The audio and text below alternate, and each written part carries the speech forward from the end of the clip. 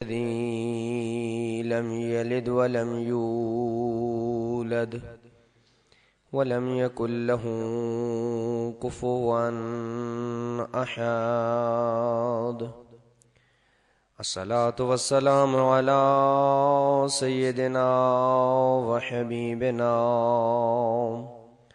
وطبيب قلوبنا ومزكي نفوسنا أبي القاسم محمد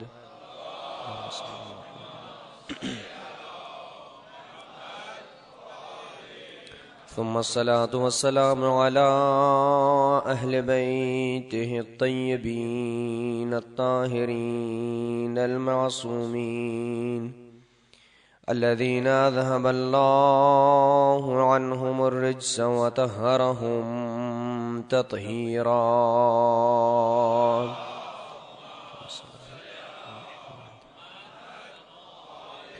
ورحمة الله على أحبابهم وشيعتهم ومواليهم أجمعين، ولعنة الله على أعدائهم ملعونين من يومنا هذا إلى أبد الآبدين. أما بعد، فقد قال الله سبحانه تعالى في محكم كتابه: أعوذ بالله من الشيطان اللعين الرجيم، بسم الله الرحمن الرحيم. ومن ورائهم برزخ إلى يوم يبعثون. صلوات بر محمد وآل بیت.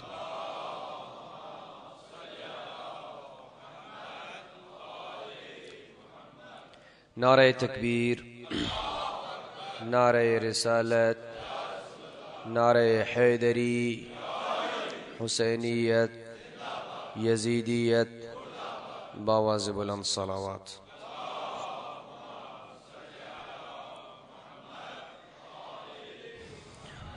دعا ہے رب ذوالجلال خداوند عالم کی ذات آپ کی اس عبادت کو اپنی بارگاہ میں شرف قبولیت عطا فرمائے، اور خاص طور پر مرزا صاحب کی جس بچی کی بیماری کے بارے میں کہا گیا ہے، سید سجاد کی بیماری کے صدقے میں خداوند عالم اسے لباس عافیت پہنائے، اور آپ کے اور ہم سب کے مرحومین کو شفاعت محمد و اہل بیت محمد سے بہرہ مند فرمائے. سورہ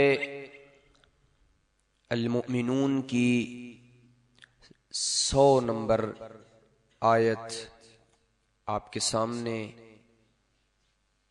تلاوت کرنے کا شرف حاصل کیا ہے، اور اس آیت کے ذیل میں ان 4 مجالس اعضاء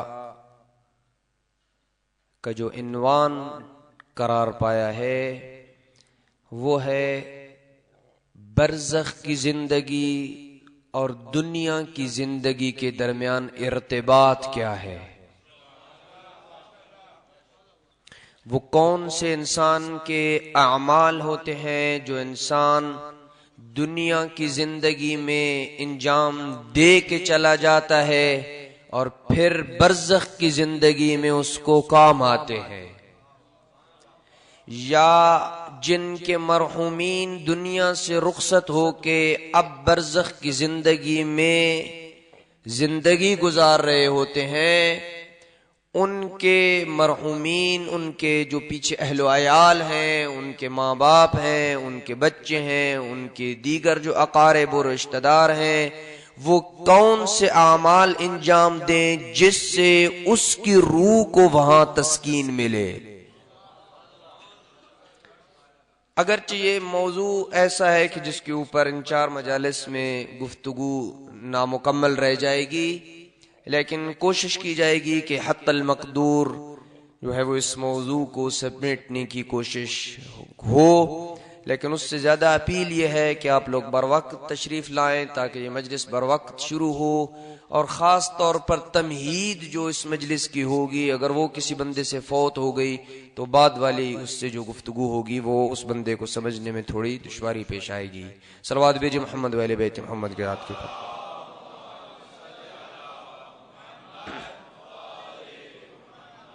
ذات احدیت نے ارشاد فرمایا وَمِن وَرَائِهِمْ بَرْزَخٌ إِلَى يَوْمِ يُبْعَثُونَ۔ ورا یہاں امام، آگے کے معنی میں ہے۔ وہ لوگ جو دنیا میں رخصت ہو جاتے ہیں ان کے بعد ایک برزخ ہے۔ کب تک؟ الی یوم یبعثون، جب تک دوبارہ خداوند عالم کی ذات ان کو نہیں اٹھاتا۔ قبل اس کے کہ برزخ اور دنیا کی زندگی کے درمیان ارتباط کو بیان کروں، برزخ کے معنی کو جاننا ضروری ہے کہ برزخ کسے کہتے ہیں۔ برزخ عربی زبان کا لفظ ہے اور اس کا معنی ہوتا ہے فاصلہ یا رکاوٹ یا آڑ کے معنی میں استعمال ہوتا ہے۔ جیسے یہ دیوار ہے، اس دیوار کے ادھر کچھ لوگ ہیں اور ادھر کچھ لوگ ہیں، یہ دیوار ان لوگوں کے درمیان اور ادھر موجود لوگوں کے درمیان برزخ ہے۔ اور قرآن مجید نے بھی اس لفظ کو اسی معنی میں بھی استعمال کیا ہے۔ سورہ رحمان آپ لوگ روز پڑھتے ہیں، مرج البحرین یلتقیان، اس ذات نے دو دریاؤں کو جاری کیا تاکہ وہ آپس میں مل جائیں، وَبَيْنَهُمَا بَرْزَخٌ، اور ان دو دریاؤں کے درمیان ایک برزخ ہے، ایک فاصلہ ہے، ایک آڑ ہے، ایک رکاوٹ ہے، لا یبغیان، کہ ایک دوسرے کے اوپر وہ دریا تجاوز نہیں کرتے ہیں۔ اس معنی میں بھی قرآن مجید نے اس کو استعمال کیا ہے۔ لیکن وہ برزخ جو ہمارے مورد بحث رہے گی، یہ وہ برزخ ہے کہ خداوند عالم کی ذات نے انسان کو 3 زندگیاں عطا کی ہیں۔ 3 زندگیاں۔ ایک وہ زندگی جس میں اب ہم ہیں، دنیا کی زندگی اسے کہا جاتا ہے، اور ایک وہ زندگی جس کو اخروی زندگی کہا جاتا ہے، جو ابدی زندگی ہے، جس کا وصف قرآن نے ہم فیہا خالدون بتایا ہے۔ جو جنت میں ہوگا وہ ہمیشہ جنت میں ہوگا، جو جہنم میں ہوگا وہ ہمیشہ جہنم میں ہوگا۔ اس زندگی میں انقطاع نہیں ہے، وہ زندگی ابدی زندگی ہے۔ ہاں جی، لیکن ان 2 زندگیوں کے درمیان ایک اور زندگی جو دنیا کی زندگی اور اخروی زندگی کے درمیان ایک تیسری زندگی ہے، اس زندگی کا نام ہے برزخ کی زندگی۔ جب انسان اس دنیا سے رخصت ہوتا ہے تو وہ اس پہلی زندگی سے منتقل ہو کے برزخ کی زندگی کی طرف چلا جاتا ہے۔ اچھا، قبل اس کے کہ اس برزخ کی زندگی کا تھوڑا سا مزید حقیقت اور وہاں نظام کیا ہوگا اس برزخ کی زندگی کا، خداوند عالم کی ذات نے اس برزخ کی زندگی کو کیوں متعارف کروایا؟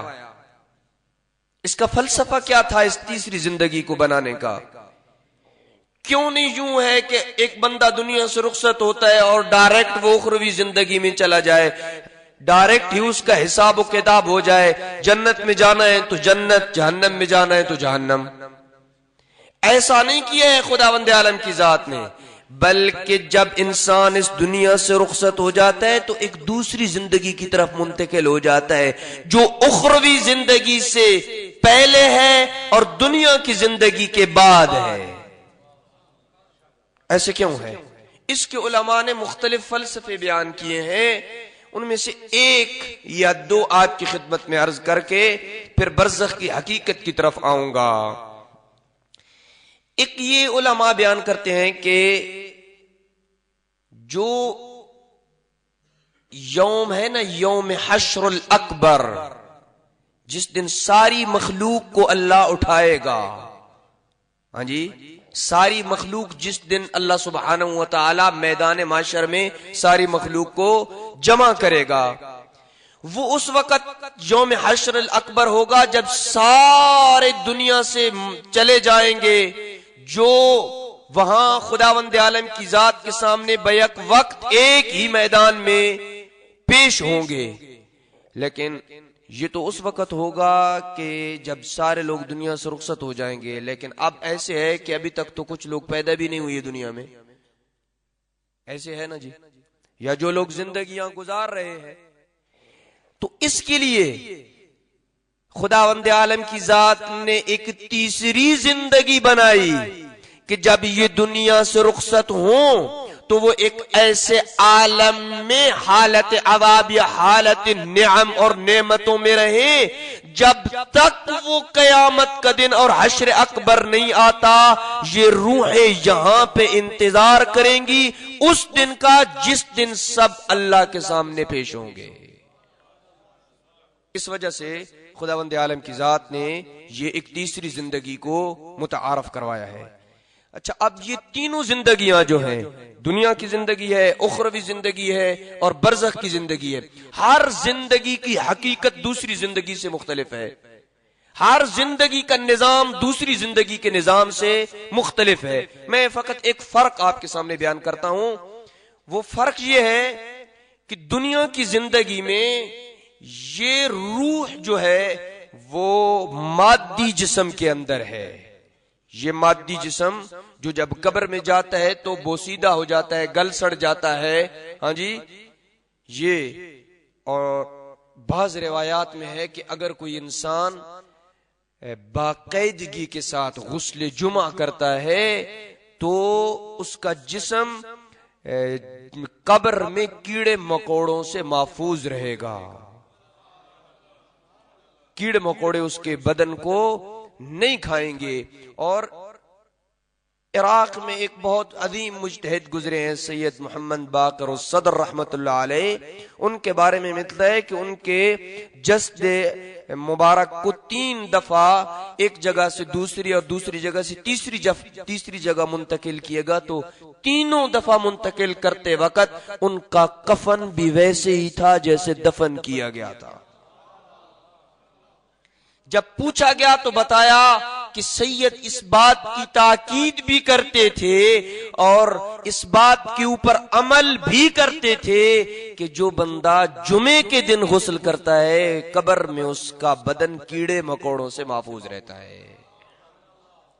ہاں جی، تو عرض کر رہا تھا کہ یہ جو دنیا میں انسان کا یہ مادی بدن ہے، روح اس مادی بدن میں ہوتی ہے، روح اس مادی بدن میں مقید ہوتی ہے، اور جو اخروی زندگی ہے وہاں روح اخروی زندگی، اخروی بدن جو ہے وہاں اس روح اس بدن کے ساتھ متعلق ہوتی ہے، اور درمیان میں جو زندگی ہے عالم برزخ والی ہے وہاں پہ روح مجرد ہوتی ہے جسم سے، نہ جسم مادی میں ہوتی ہے نہ جسم اخروی میں ہوتی ہے۔ تو بس اس سے معلوم ہوا کہ برزخ کی زندگی وہ زندگی ہے جو روح کی زندگی ہے، جو بدن سے عاری زندگی ہے، وہاں وہ روح زندہ رہے گی جو روح اس دنیا میں اس بدن میں تھی۔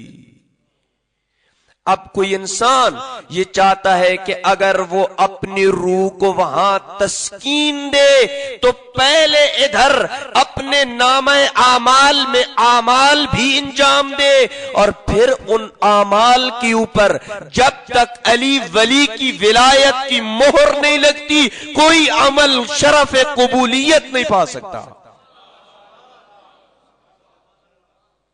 اس لیے تو ختمی مرتبت نے کئی بار فرمایا اگر کسی انسان کو نور نبی جتنی زندگی دی جائے اور کسی اور وہ عبادت میں گزار دے، بلند ترین مقام ہجر اس رکن اور مقام کے درمیان عبادت کرتے کرتے دنیا سے رخصت ہو جائے اور اتنی زندگی اسے ملے کہ وہ 1000 حج پیدل کرے اور رائے خدا میں احد پہاڑ سے زیادہ سونا دے، ان لم یوالک یا علی، اگر اس کے دل میں اے علی تیری محبت موجود نہیں ہے، جنت میں جانا تو درکنار، جنت کی خوشبو تک نہیں سونگھ سکتا۔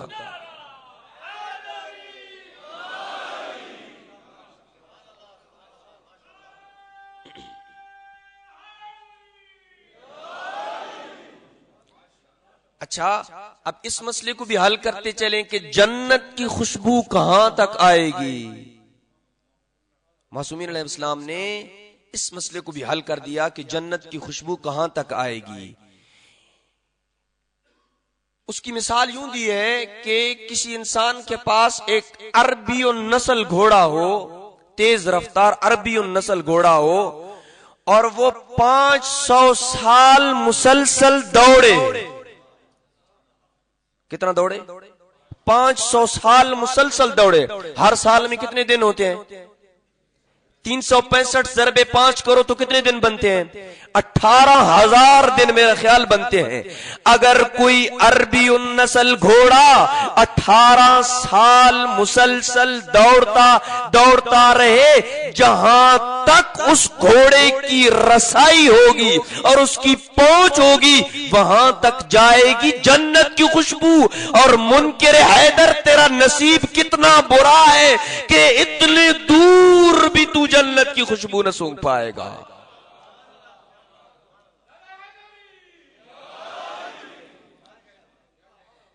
لیکن یہاں پہ فقط خوش نہیں ہونا چاہیے کہ فقط منکر حیدر ہی اتنے دور تک خوشبو نہیں سونگے گا، کچھ اور لوگوں کے بارے میں بھی ہے کہ جو جنت کی خوشبو تک نہ سونگ پائیں گے، جن کی ایک طویل فہرست ہے۔ ان میں سے ایک وہ ہے جو اپنے والدین کا عاق ہو، نافرما بردار ہو، وہ بھی جنت کی خوشبو نہیں سونگے گا۔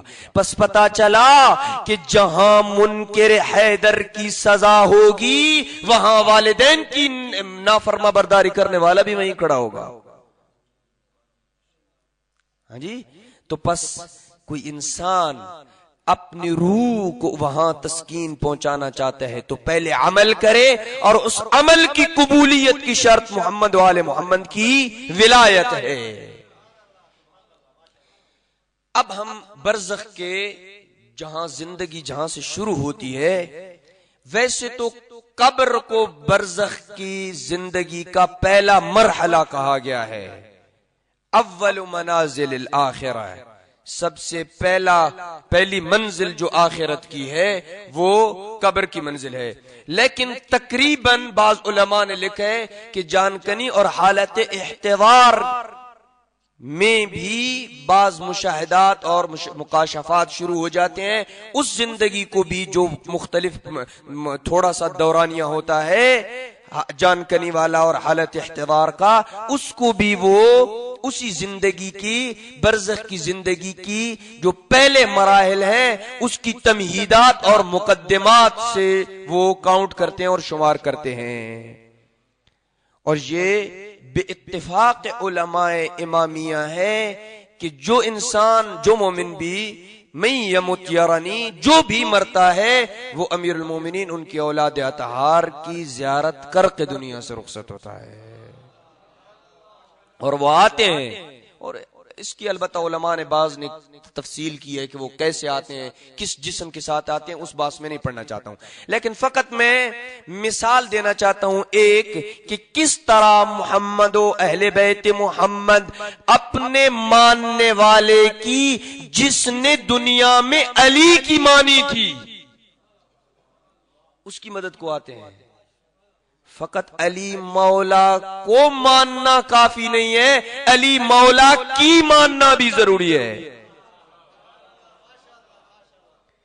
اگر کوئی انسان ایسا ہو جو علی مولا کو بھی مانتا ہو، علی مولا کی بات بھی مانتا ہے، ان کی تعلیمات کے اوپر بھی عمل پیرا ہے، پھر علی ولی نے کہا ہے کہ ہم موت کے وقت اور سکرات الموت، موت کی سختیوں کے وقت اس کی مدد کو ضرور آئیں گے۔ ایک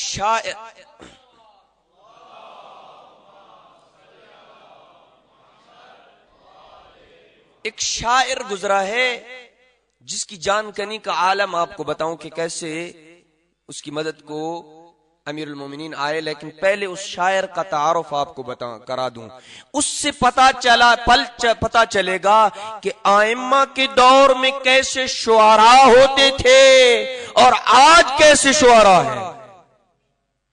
اس وقت کیسے شعراء تھے اور آج کن شعراء کی ضرورت ہے. نام سید اسماعیل حمیری. یقیناً کئی لوگوں نے یہ نام پہلی دفعہ سنا ہو یا کچھ لوگوں نے یہ نام سنا بھی ہو. سید اسماعیل حمیری وہ شخصیت ہے کہ معصومین علیہ السلام نے جس کی مدح و سرائی کی ہے. روایت میں ہے کہ امام صادق علیہ السلام سے اس کی ملاقات ہوئی.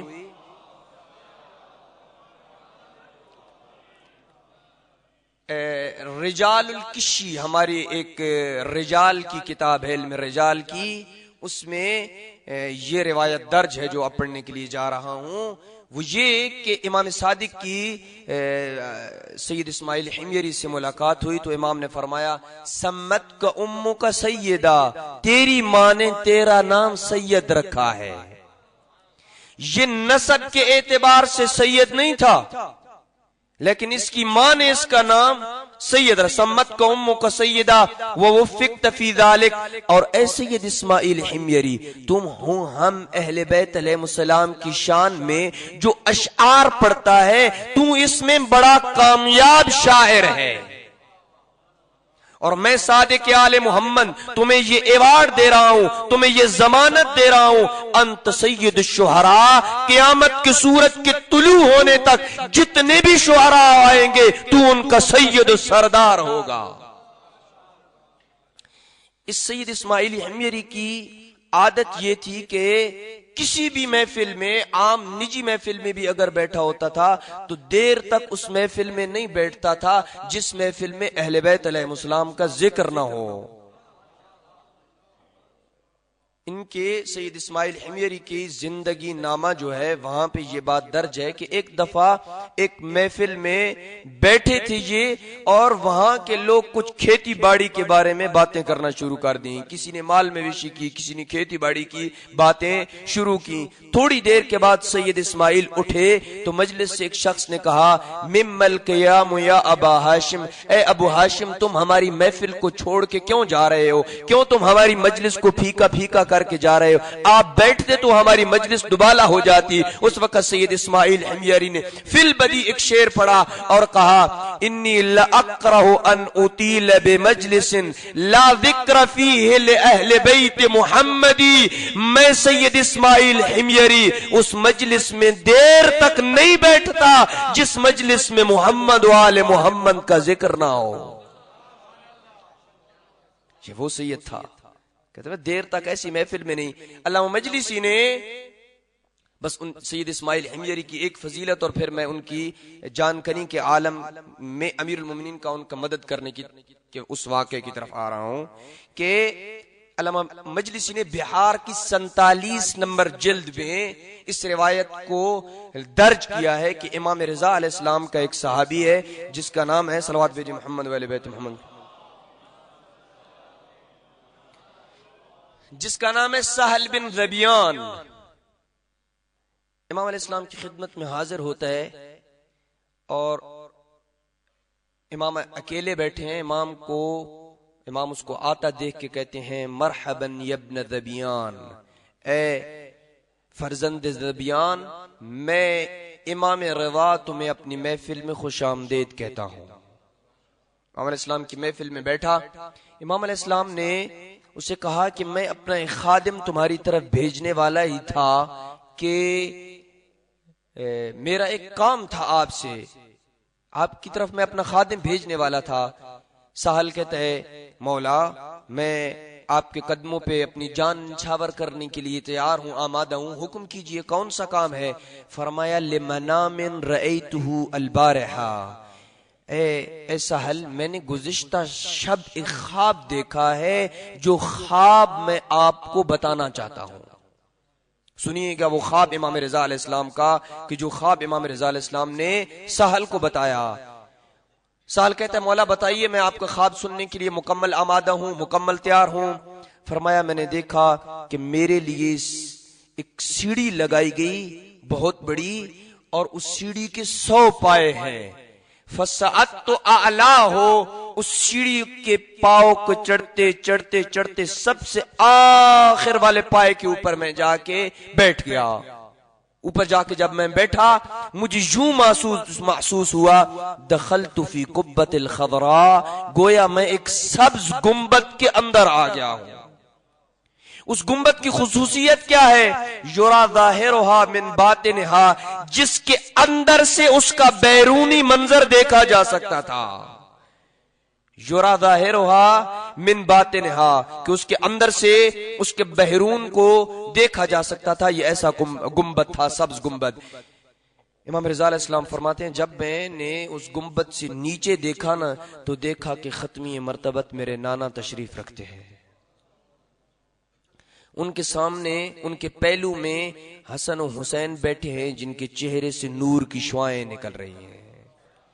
ان کے سامنے ایک خاتون بیٹھی ہے جو اپنی ہیبت و جلال میں بے مثل و نظیر نظر آتی ہے، اور اس کی بھی چہرے سے نور کی شعائیں نکل رہی ہیں. اور علی مولا علی ابن ابی طالب کو بھی میں نے پیغمبر کے پہلو میں دیکھا، اپنے جد امجد کو. جب ختمی مرتبت نے مجھے دیکھا نا امام رضا علیہ السلام کو، ختمی مرتبت نے امام رضا کو سلام کیا، مرحبا یا ولدی یا علی ابن موسی الرضا، اے میرے بیٹے علی ابن موسی الرضا، میں ختمی مرتبت میں محمد مصطفیٰ تم پہ سلام کرتا ہوں. سلام کیا.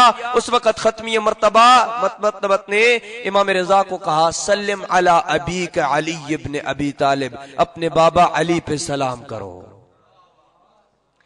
سلام کیا. پھر فرمایا ختمی مرتبت نے سلم علی امک فاطمہ الزہرا، اپنی ماں فاطمہ الزہرا پہ سلام کرو. پھر فرمایا سلم علی ابویک الحسن والحسین، اپنے جد امجد حسن حسین کے اوپر سلام کرو. یہاں تک تو عزیزان بزرگان دوستو بات سمجھ آتی تھی. سلام کروانے والا بھی معصوم ہے، سلام بھیجنے والا بھی معصوم ہے، جن کے اوپر سلام بھیجا جا رہا ہے وہ بھی معصوم ہے. لیکن انسان کی حیرت کی حد یہاں پہ ختم ہو جاتی ہے کہ امام رضا فرماتے ہیں میں نے دیکھا ان پنجتن کے سامنے ایک شخص کھڑا ہے جو ایک قصیدہ پڑھ رہا ہے. ختمی مرتبت نے امام رضا کو کہا، جملوں کی طرف توجہ کیجئے گا، امام رضا کو کہا یا ولدی سلم علی شاعرنا ومادحنا فی دار الدنیا السید اسماعیل حمیری. اے امام رضا، اس دار دنیا میں ہماری مدح و سرائی کرنے والے اور ہم اہل بیت کے شاعر سید اسماعیل حمیری پہ سلام کرو.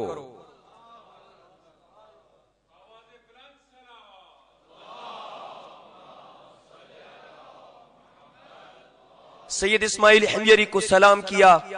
جب سلام سے فارغ ہوئے نا ختمی فلتفت النبی الی سید اسماعیل، ختمی مرتبہ سید اسماعیل کی طرف متوجہ ہوئے، کہا اسماعیل جہاں سے قصیدہ چھوڑا تھا وہیں سے پڑھو. سید اسماعیل بہت لمبا چوڑا قصیدہ ہے، اس کو میں نے نہیں پڑھنا ہے. قصیدہ پڑھتے پڑھتے پڑھتے جب اس ایک شعر پہ پہنچے نا فرمایا لو شئت لعلمتنا الى من هو الغایت والمفزع. اے ختمی مرتبت اگر آپ چاہیں تو اس پوری کائنات کو ہمیں یہ بتا دے کہ کون ہے اس کائنات میں جس کی وجہ سے یہ کائنات وجود میں آئی، کون ہے علت اور غایت. جب اس شعر پہ پہنچے نا ختمی مرتبت سید اسماعیل کی طرف متوجہ ہوئے، کہا اسماعیل رک جاؤ. اس وقت ختمی مرتبت نے اپنے دونوں ہاتھ بلند کیے اور آواز اور اپنے رب کو خطاب کر کے کہا انت شاہد علیہ، اے پالنے والے تو میرے اوپر گواہ ہے. میں نے پوری کائنات کو یہ بتا دیا ہے اس کائنات کو خلق کرنے کی علت اور غرض ہے محمد و آل محمد کی وجہ سے، اور ان کے وجود کی وجہ سے اللہ نے پوری کائنات کو خلق کیا ہے.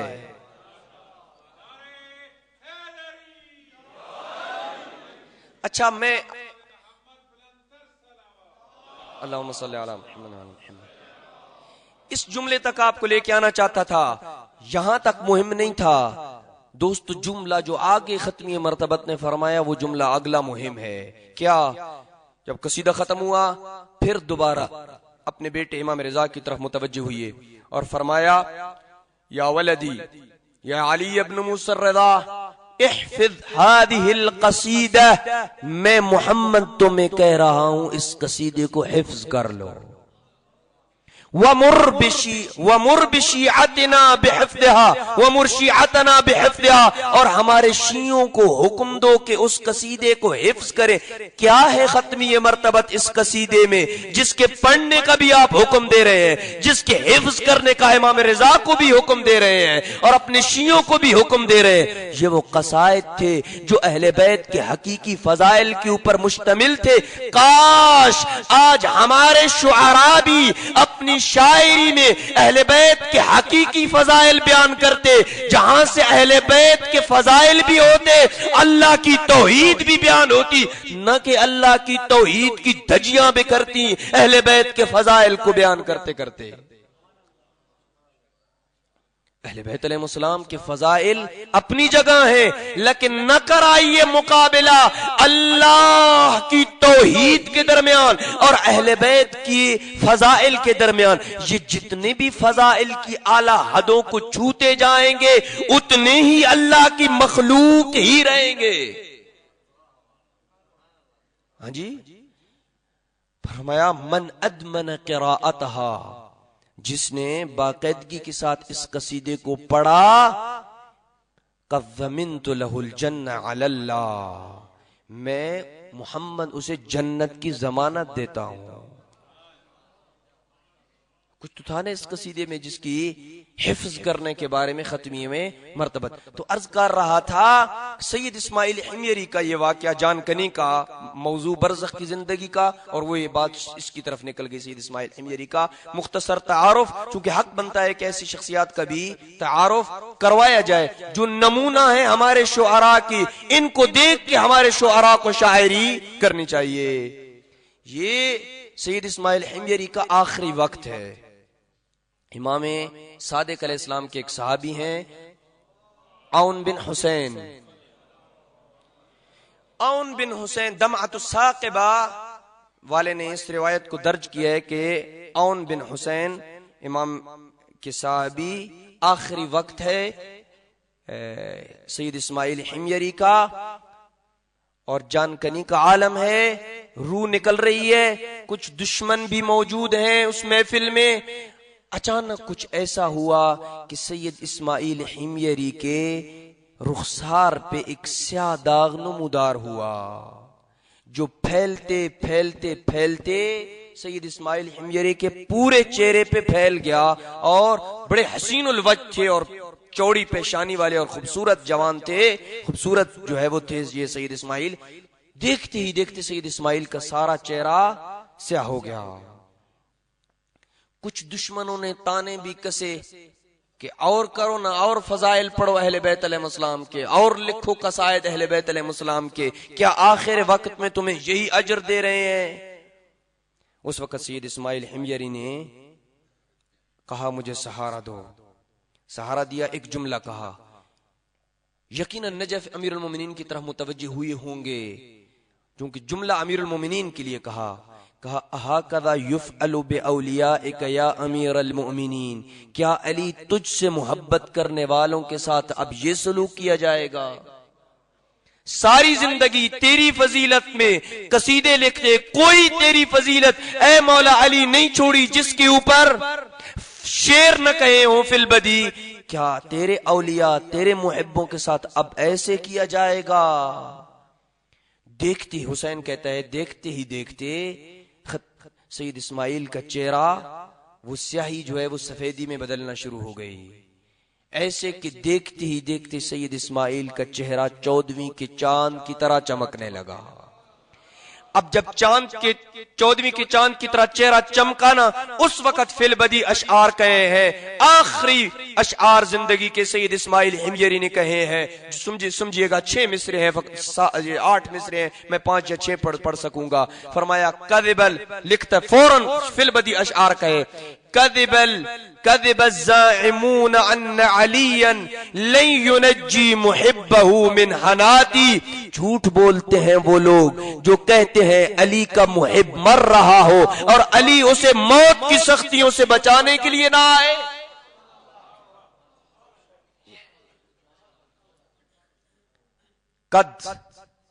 قد وربی دخلت جنت عدن وعفالی الالہ عن سیئاتی. اے لوگو سن لو، ابھی سید اسماعیل حمیری اپنے رب کی جنت میں داخل ہی ہوئے تھے کہ اللہ نے میرے سارے گناہوں کو معاف کر دیا.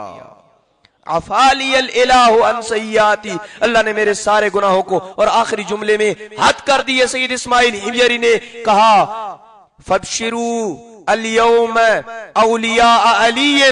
آج علی کے محبوں کو یہ بتا دو، آج علی کے محبوں کو بتا دو کیا کہ موت تک، مرنے تک، اپنی زندگی کا جب تک تمہاری آخری سانس چل رہی ہے اس وقت تک علی مولا کی محبت کا دامن نہ چھوڑنا. حقیقی محبت کا دامن نہ چھوڑنا. حقیقی محبت وہ ہوتی ہے جو طرفین سے ہوتی ہے. یہ آپ کہتے ہیں نا یا علی مدد، یا علی مدد کا فلسفہ کیا ہے؟ یا علی مدد، ہم اپنی دنیاوی حاجات کی برآوری کے لیے تو یا علی مدد کہتے ہیں. یہ کہتے ہیں یا علی مدد مجھے اللہ سے رزق دلوا دیجئے، یا علی مدد مجھے اچھی نوکری دلوا دیجئے، یا علی مدد مجھے اچھا گھر دلوا دیجئے، یا علی مدد میری بچی دلوا دیجئے. اللہ سے یہ دعائیں مانگتے ہیں نا. کبھی یہ کہا ہے یا علی مدد صبح کی نماز پڑھنے کی توفیق عطا فرما؟ یا اس میں علی مدد کی نہیں گاتے؟ یا علی مدد اگر میرے بینک میں 5-6 لاکھ پڑا ہے تو مجھے یہ اللہ سے توفیق دلوائیے کہ میں حج پہ جاؤں. اس میں بھی مدد مانگنی چاہیے امیر المومنین سے یا نہیں مانگنی چاہیے؟ یا امیر المومنین یہاں مدد نہیں کرتے ہیں اور جو باتیں ہم مانگتے ہیں علی اس میں مدد کو آتے ہیں. علی مولا جیسے ادھر ہماری حاجات کو مدد کو آتے ہیں ایسی ان باتوں میں مدد کو آتے ہیں. اور یاد رکھیے آپ صبح و شام علی کو مدد کے لیے پکارتے ہیں. پتہ ہونا چاہیے ایک مقام پہ علی مولا نے بھی ہم سے مدد مانگی ہے. ہاں جی، اگر علی ہم سے مدد مانگے تو ہم علی کی مدد کریں گے یا نہیں کریں گے؟ علی مولا کی آواز پہ لبیک کہیں گے یا نہ کہیں گے؟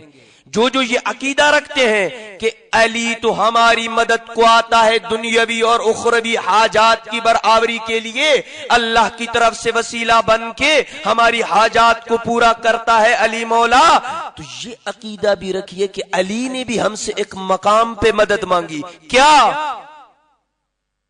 اعینونی بالورع والتقوی. اے میرے شیعو، تقوی اور پرہیزگاری کو اختیار کر کے مجھ علی کی مدد کرو. تقوی کیا ہے؟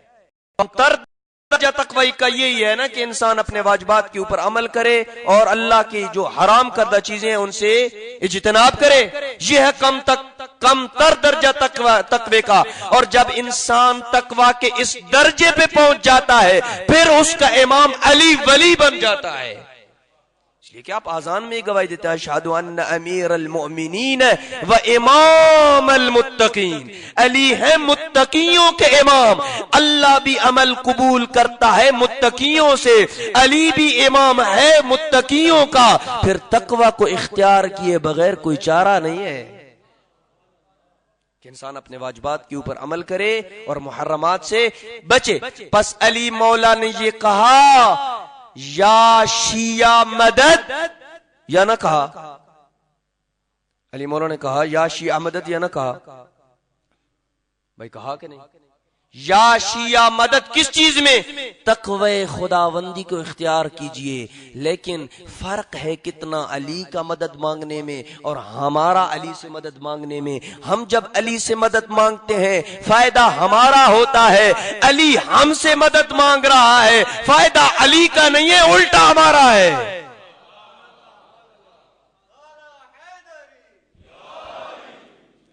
صلوات بھیجی محمد وعلی بیت محمد کی.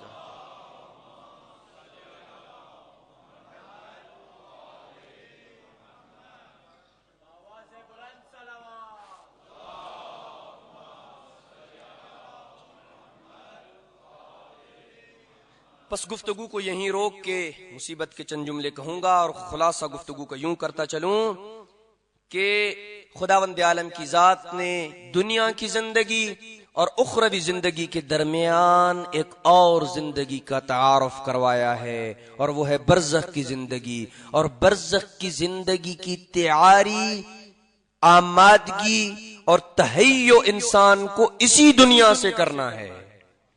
اسی کی برزخ سنورے گی جو دنیا میں اپنے آپ کو سنوار کے جائے گا، جو دنیا میں اپنے آپ کو آمادہ کرے گا، جو دنیا میں صدقات صدقہ جاریہ دیتا رہے گا، جو دنیا میں دیگر اعمال کو انجام دیتا رہے گا جو اس کے لیے مفید ہوں گے، جو دنیا میں محمد وآل بیت محمد کی تعلیمات پہ حقیقی معنوں میں عمل کرتا رہے گا، برزخ میں اسی کی روح کو سکون ملے گا. اور یہ ہماری ذمہ داری ہے کہ ہم اس دنیا میں محمد وآل بیت محمد کی سیرت کو اپنا نمونہ بنائیں اور اس کے اوپر عمل کریں تاکہ ہماری برزخ جدا ہو ان سے جو دشمن حیدر کی برزخ ہے. ہاں جی انشاءاللہ کل اس بات کو بتاؤں گا کہ وہاں کیا کیا اعمال ہیں کہ جو انسان کو مفید اور اس کے لیے نفع بخش ہوں گے. صلوات بھیجی محمد وآل بیت محمد کی ذات پہ.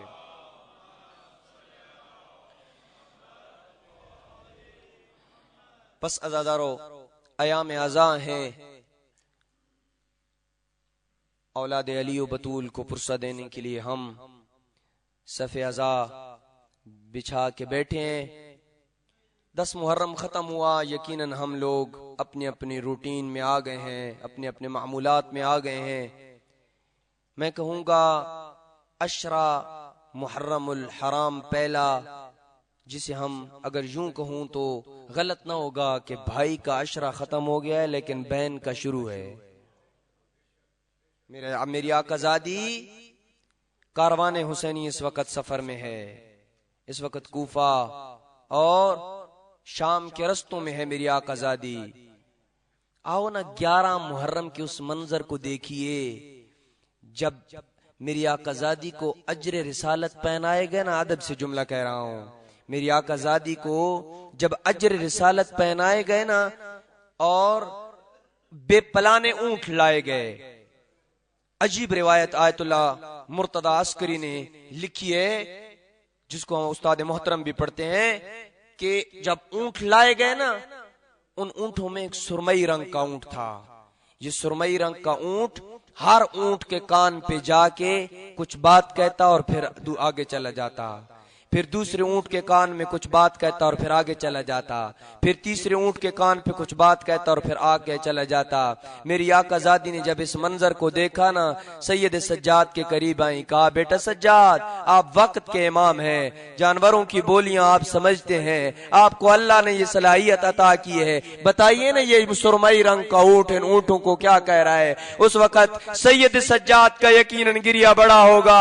کہا پھوپھی اماں یہ اونٹ ان اونٹوں کو کہہ رہا ہے ابھی تھوڑی دیر کے بعد تمہاری پشت پہ نبی زادیاں سوار ہوں گی، یہ ظالم تمہیں تازیانے ماریں گے، تم نے تازیانے برداشت کر لینے ہیں مگر تم نے دوڑنا نہیں ہے.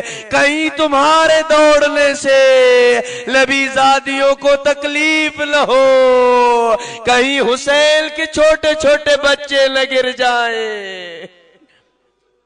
اجرکم اللہ. عزادارو تیاری ہو گئی میری آقا زادی کی. ایک تیاری ایک تیاری مدینہ کی تیاری ہے، ایک تیاری 11 محرم کی تیاری ہے. آؤ ذرا 28 رجب جناب زینب کی تیاری کا منظر دے. عبداللہ ابن عبداللہ کہتا ہے میں دیکھ رہا تھا بیت الشرف سے ایک ایک کر کے بی بی نکل رہی تھی، ہر بی بی کو سوار کرنے والا تھا.